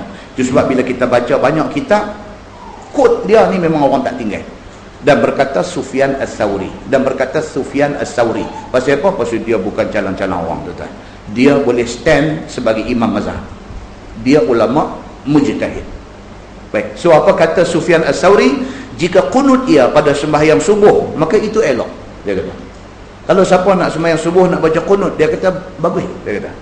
Dan jika tiada qunut, maka elok, dia kata. Dan kalau siapa tak mau baca pun bagus, dia kata tak ada masalah apa. Dan memilih ia tiada qunut, tapi dia sendiri dia tak baca. Pasal apa? Pasal hadis-hadis yang main menunjuk kata Nabi tak baca, melainkan qunut nazilah sahaja yang Nabi baca. So Sufyan Ats-Tsauri dia ambil jalan tengah. Dia kata siapa yang pilih untuk baca, good, dia kata. Siapa yang pilih untuk tak mau baca, it's good, bagus, dia kata. Baca pun okey, tak baca pun okey. Habis dia bertanya, habis tuan macam mana? Tuan baca tak? Saya tak baca lah. Dia tak memaksa orang. Dia tak baca, dia tak memaksa orang suruh tak baca. Dia kata hak baca bagus, hak tak baca pun bagus. Tapi saya lebih suka tak baca. Pasal apa? Berdasarkan apa yang ada dekat saya, pengetahuan dan kefahaman saya lebih cenderung kepada qunut ini tidak dibuat tiap-tiap pagi. Maka dia pegang yang tu. Dia sendiri memilih ia akan tiada qunut. Dan tiada memikirkan qunut subuh itu oleh Ibnul Mubarak. Satu lagi ulama, Ibnul Mubarak, dia tak tahu fikir azam pasal ni. Dia lagi cantik. Dia ni kata aku ni kata dia, aku semak dia kata, aku tak tahu fikir azam tentang benda ni. Dia kata aku fikir nak sembahyang subuh dia. Lagi bagus dia ni. Dan kata Imam Nawawi di dalam Syarah Muslim, Imam Nawawi dia mazhab Syafi'i. Okey. Dan jikalau meninggalkan seseorang akan qunut dalam sembahyang subuh, dia kata nescaya sujud sahwi. Ini pendapat Imam Syafi'i. So Imam Nawawi dia lebih kepada setuju dengan pendapat Imam Syafi'i, tapi ada beberapa hal yang dia berbeza stand dengan Imam Syafi'i. Tapi dalam bab qunut dia sama stand dengan Imam Syafi'i. Dan telah berjalan Abu Hanifah dan Ahmad bin Hanbal dan lain daripadanya kepada bahawasanya tiada qunut dalam sembahyang subuh. Mazhab Hanafi, Hambali, semua dia tak qunut. Dan kata Imam Malik, qunut ia sebelum rukuk. Imam Malik dia macam Imam Syafi'i, dia ada qunut. Cuma dia beza pula dengan Imam Syafi'i, tahu mana? Dia habis baca Fatihah, baca surah. Habis baca surah qunut, baru rukuk. Lepas itu yang tidak, dia betul sujud. Imam Syafi'i dia ambil lepas rukuk. Rukuk yang tidak baru qunut. Apa yang dibuat oleh Imam Malik juga ada hadis dia. Ada hadis, dan hadis juga sahih. Jadi kalau siapa yang baca qunut sebelum rukuk pun tak salah. Siapa baca qunut selepas rukuk pun tak salah. Siapa nak baca qunut pun tak salah. Siapa tak baca qunut pun tak salah. Siapa tak mau fikir langsung pasal benda ni pun tak salah. Dia kira begitu. Yang salahnya apa dia? Yang piduk berkelahi pasal qunut ni, yang ni salah. Anda nampak tak macam mana kelapangan dan keluasan ilmu ni? Dia tak menganjurkan siapa-siapa suruh fanatik. Bahkan dia menganjurkan orang suruh berilmu, supaya dengan ilmu itu kita boleh menghindari daripada perbalahan. Muslimin dan muslimat yang dirahmati Allah sekalian. Dan dia kata sesungguhnya telah aku terangkan perkara ini di dalam Syarah Al-Muhazzab. Baik, kemudian saya nak buat rumusan kepada hal qunut ni, tuan-tuan. Satu hadis daripada Anas bin Malik radhiyallahu anhu. Kata dia, bahasa Nabi sallallahu alaihi wasallam 70 rajulan lihajah yuqalu lahum al-qurra. Fa'arada lahum hayyan min bani Sulaim ri'lin wa zakwan 'inda bi'ri yuqalu laha bi'ru ma'unah. Faqala al-qawm wallah ma iyyakum aradna innama nahnu mujtazuna fi haja lin-nabi sallallahu alaihi wasallam faqataluhum. Fada'a an-nabi sallallahu alaihi wasallam alaihim syahra fi salatil ghada wa dhalika bad'ul qunut wa ma kunna naqnut. Atau kama qala, hadis sahih riwayat Al-Bukhari. Tuan-tuan boleh rujuk dalam Sahih Bukhari di bawah tajuk tentang qunut. Dia bawa hadis ni daripada Anas bin Malik. Dia kata, satu hari Nabi SAW hantar 70 orang sahabat untuk pergi berjumpa dengan satu puak daripada Bani Sulaim, geng Ri'il dan juga geng Zakwan. Nabi hantar 70 orang sahabat yang mereka ni yuqalu lahum al-qurra. Mereka ni hafal Quran. 70 orang sahabat Nabi hafal Quran. Nabi hantar suruh pergi berdakwah kepada puak Bani Sulaim, kepada puak Ri'il. Ini ada satu suku mereka, Ri'il dan juga puak Zakwan. Hantar 70 orang sahabat yang hafal Quran pergi nak berdakwah dekat mereka. Bila sampai sahaja 70 orang sahabat yang Nabi hantar ni sampai di satu tempat yang bernama Bi'ru Ma'unah. Geng ni sudah tahan 70 orang sahabat Nabi hafal Quran ni. Mereka tahan. Bila mereka tahan, mereka kata, wallahi ma iyyakum aradna. Ni yang kata gangster kampung dusun ni. Dia tahan sahabat Nabi yang hafal Quran 70 orang. Dia kata, wallahi, demi Allah, ma iyyakum aradna, bukan hampa yang kami mau. Dia kata, ni hampa 70 orang ni, kami tak mau hampa. Innama nahnu mujtazuna fi hajah lin Nabi sallallahu alaihi wasallam. Yang kami mau Muhammad. Dia kata. Ni geng Samsing, gangster ni. Nabi hantar 70 orang sahabat hafal Quran nak suruh pergi dakwah depa refuse. Depa tolak 70 orang hufaz hafal Quran ni, kami tak mau hampa, kami mau Muhammad. Depa kata. Faqataluhum. Depa bunuh 70 orang sahabat Nabi yang hafal Quran ni. Ni yang kata suku Ri'il dengan suku Zakwan daripada Bani Sulaim ni. Dia bunuh 70 orang sahabat Nabi yang mereka ini qurra, depa ni hafal Quran. Fada'an Nabi sallallahu alaihi wasallam alaihim syahra fi salatil ghada. Selama sebulan genap Nabi bila sembahyang subuh, Nabi baca qunut, minta kepada Allah Subhanahu wa taala supaya dibinasakan depa ni semua. Ini sejarah qunut.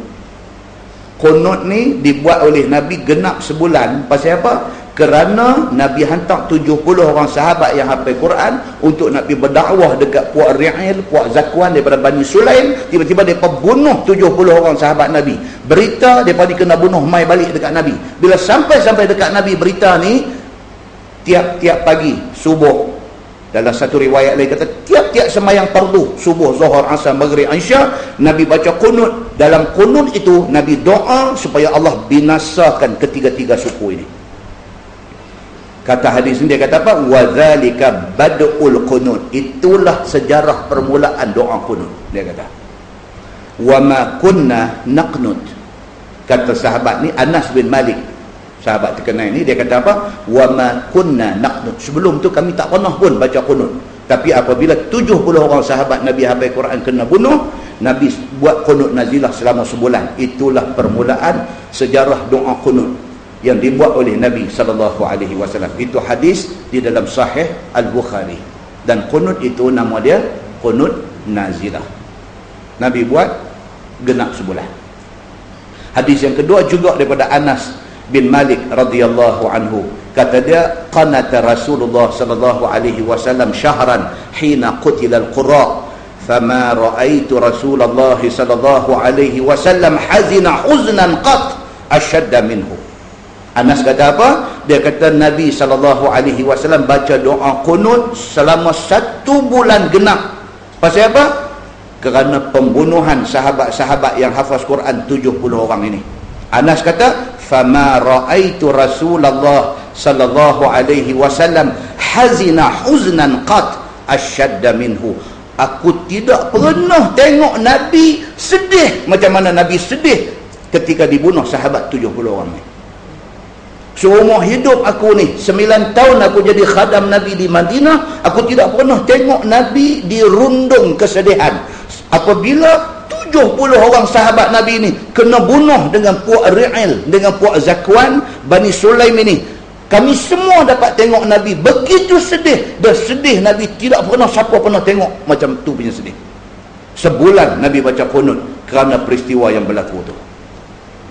Maka hadis ini riwayat Bukhari juga menceritakan tentang qunut nazilah.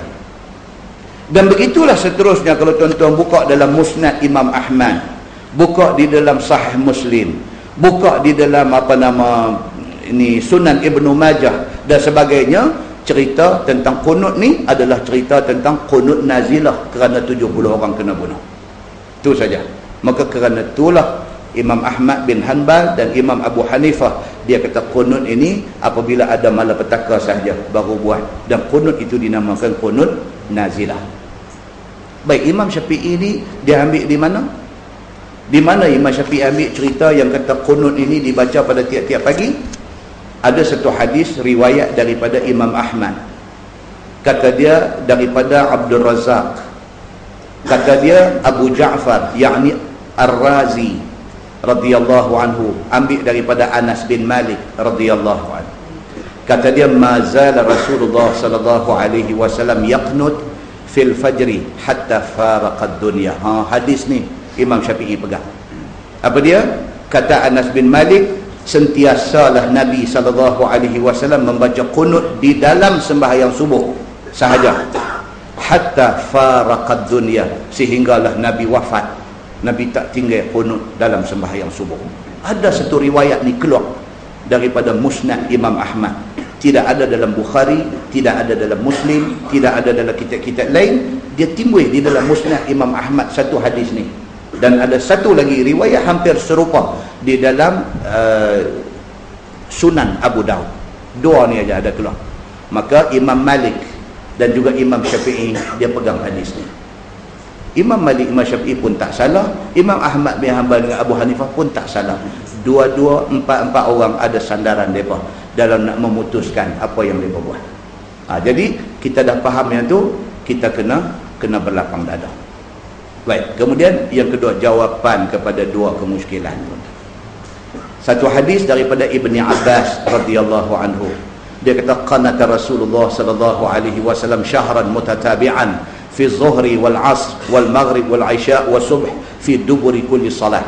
Idza qala sami'a Allahu liman hamidah min ar-rak'ati al-akhirah yad'u 'alaihim 'ala hayyin min bani Sulaim 'ala ri'lin wa zakwan wa usayyah wa yu'minu man khalfah. Arsala ilaihim yad'uhum ila al-islam faqataluhum. Itu hadis riwayat daripada Imam Ahmad di dalam musnad dia. Daripada Ibni Abbas, dia kata Nabi SAW sebulan Nabi duk baca qunut dalam sembahyang Zuhur, Asar, Maghrib, Isyak dan Subuh. Nabi baca qunut dalam 5 sembahyang fardu selama sebulan, dia kata.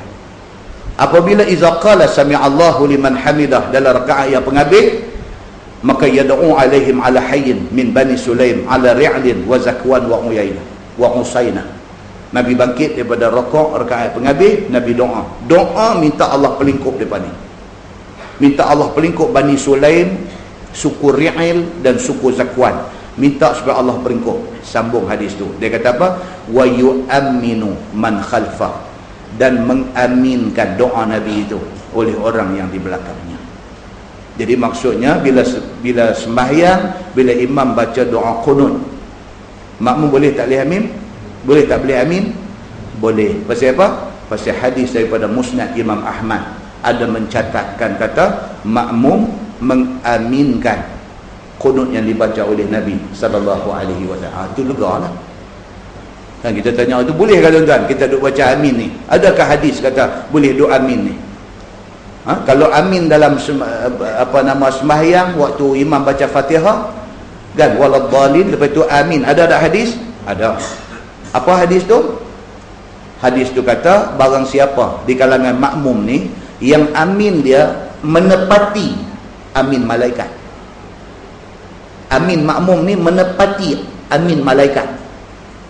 Ghufirallah ma taqaddama min zanbihi. Allah janji satu benda, diampunkan dosa dia yang terdahulu. Tu amin yang kita duk sembahyang subuh, maghrib, isya tu. Bila metang amin tu, kalau amin kita tu dia kena sama dengan amin malaikat. Macam mana nak tahu sama tak sama dengan amin malaikat? Macam mana? Amin bagi betul lah, sebab malaikat betul. Amin betul ni macam ni Ustaz Usul tu imam kita ni guru tajwid. Amin betul ni macam mana? Berapa harakat? Dua harakat, satu alif. Dua harakat. Min berapa? 2, 4 atau 6 harakat. Tapi haduk jadi ni dia tak sama dengan malaikat. Pasal apa? Tuan-tuan pergi masjid mana pun tu dia bubuh sampai 6, min dia bubuh 2 ya. Min. Malaikat betul tajwid. Hak tak betul tajwid ni kita. Tu satu alif. Satu alif panjang dia berapa harakat? 2 harakat saja. Amin. Tu yang panjang. Tuan-tuan pergi di mana pun dia tu panjang, min tu pendek. Dia jadi lupa mana pun tak tahu kita ni. Jadi tak dapatlah pengampunan dosa yang dulu tu. Tak dapatlah pasal kita ada buat silap. Malaikat pun dia boleh lukuh kepala kita tu. Kalau disuruh dia lukuh habis kita ni. Dia kata apa hampa ni tak mengaji tajwid enggak, dia kata. Satu alif ni apa pergi sampai 6 harakat ni, satu alif apa? Amin. Min dia panjang. Tu satu alif panjang dia 2 harakat sahaja. Jadi dia kata apa? Siapa yang amin dia menepati amin malaikat, ghufirallahu ma taqaddama min zanbi, Allah ampunkan dosa dia yang terdahulu. So kita buat adjustment balik, bagi betul tu 2 harakat, min tu yang dipanjangkan, begitu. Baik, so mengaminkan doa qunut ni ada sabit daripada hadis Nabi sallallahu alaihi wasallam. Adapun chorus tak ada lah hadis mana-mana pun. Kan? Yang chorus tu bila imam metang fa innaka taqdi wala semua pakat baca tu. Fa innaka tak ada pun petunjuk daripada hadis mana-mana. Habis tu dah tak ada petunjuk, kita pergi duk chorus masa tu, salah ke tak salah? Tak salah. Pasal apa? Pasal memang itu bacaan qunut. Doa qunut yang sabit daripada hadis, contoh yang diberikan oleh Nabi kepada cucu dia, memang itu. So kalau kita baca, dia tidak jadi satu kesalahan. Cuma tanpa chorus tu tak tahu, yang tu tak tahu apa penjelasan dia. Kan? Mungkin nak kena luku lagi sekali ke, ataupun baca tu tak jadi kesalahan. Itu aja ceritanya. Wallahu a'lam. Lepas ni insya-Allah kita akan sambung bab fir rajul ya'tisu fi salah. Itu bab yang menceritakan tentang laki-laki bersin dalam sembahyang.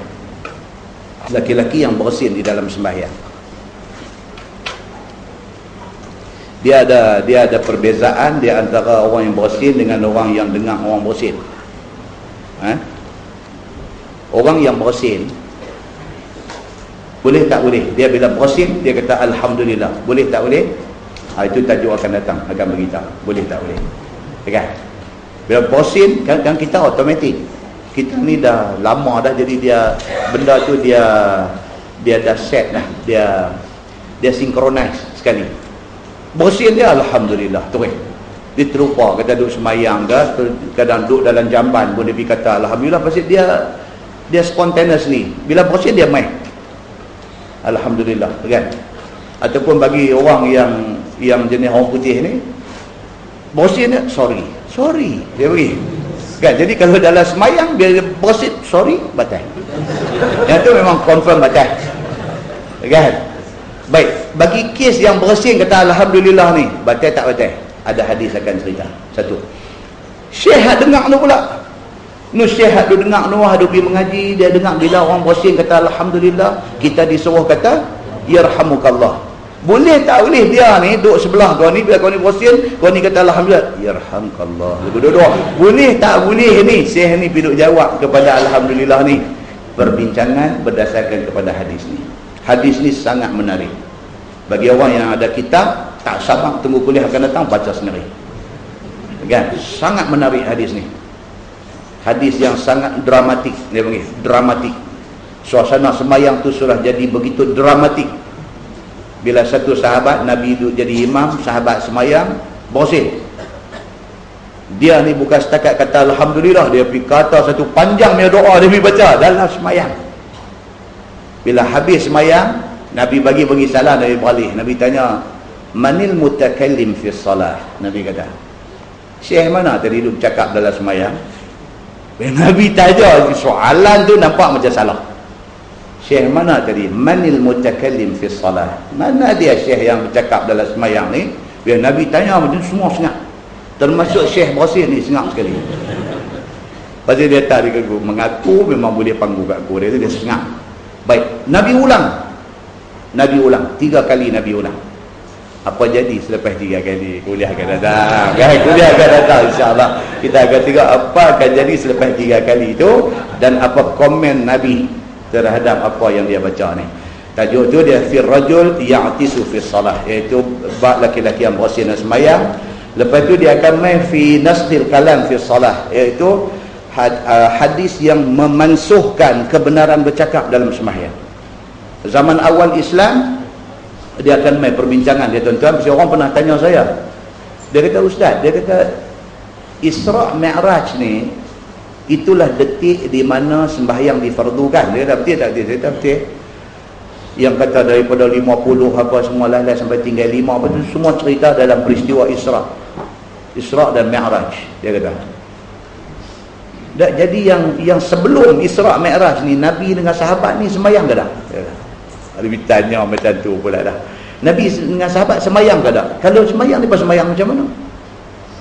Pasal kefarduan sembahyang macam ini tak ada lagi tu. Kalau dia sembahyang macam mana?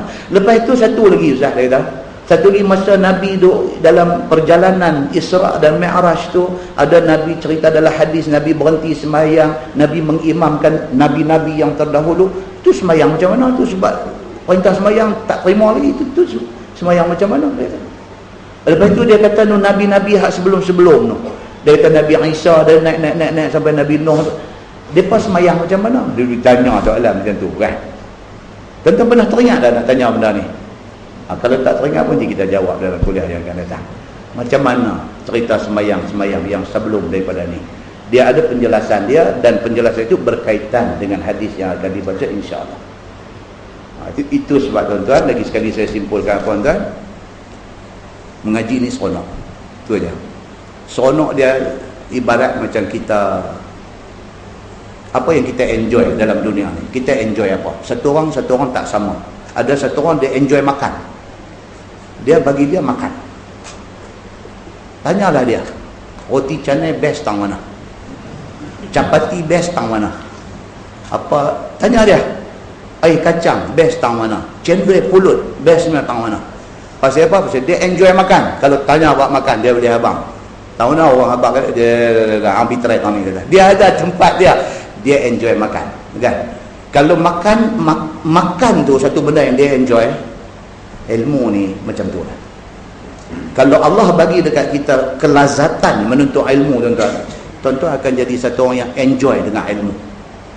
Looking forward, nak tengok di mana kuliah, nak pergi attend.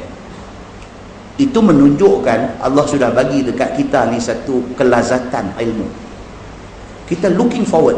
Tanya tang mana, siapa dia mengajar, di mana, masjid mana, apa bab dia, kitab apa, tajuk. Dia dah dapat kelazatan itu. Kan? Macam mana orang yang enjoy beli kereta. Oh, dia kereta ni habis. Dia duduk kereta tu, dia nampak kereta dia duduk teringin nak beli tapi tak boleh beli lagi tu. Kan? Tengok.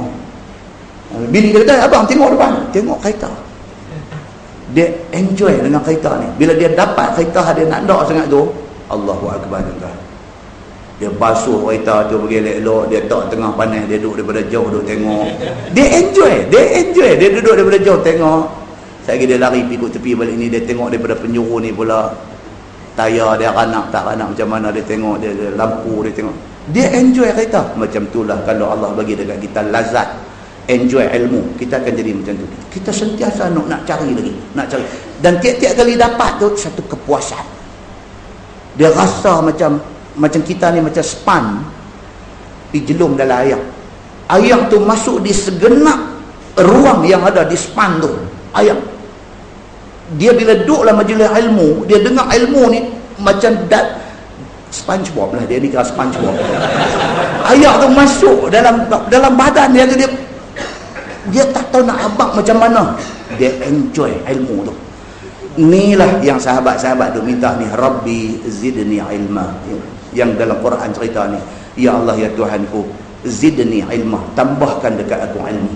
Bila tambah tu, tambah tu, tak tahu nak cerita tuan-tuan. Doa banyak-banyak dekat Tuhan supaya Tuhan bagi kat kita kelazatan ilmu tu. Pasal apa? Bukan kita nak bangga dengan orang, tidak lain, melainkan nak perbetul sendiri, diri sendiri. Nah, kita tangguh dengan tasbih kafarah dan suratul Asr. Subhanakallahumma bihamdika asyhadu an la ilaha illa anta astaghfiruka wa atubu ilaik. Bismillahirrahmanirrahim. Innal insana innal ladzina amanu wa 'amilus solihati wa tawassaw bil haqq. Allahumma shalli ala Muhammadin fil awwalin wal akhirin.